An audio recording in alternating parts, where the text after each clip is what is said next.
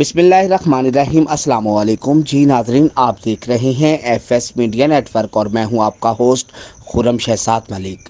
आप रुख करते हैं लाहौर का। लाहौर से आपको एक नई अपडेट से आगाह करते चलें।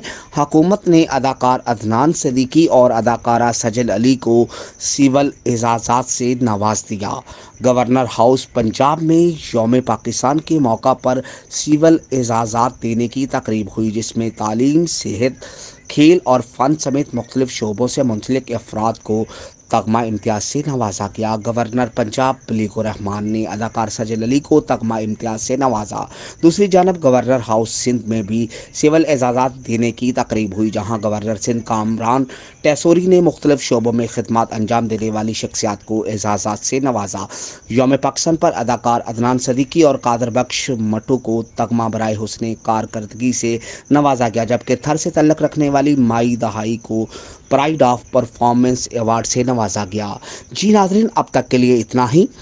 अपने होस्ट खुर्रम शहजाद मलिक को इजाज़त दीजिएगा। तब तक के लिए आप हमारे चैनल को लाइक, शेयर और सब्सक्राइब करना मत भूलें।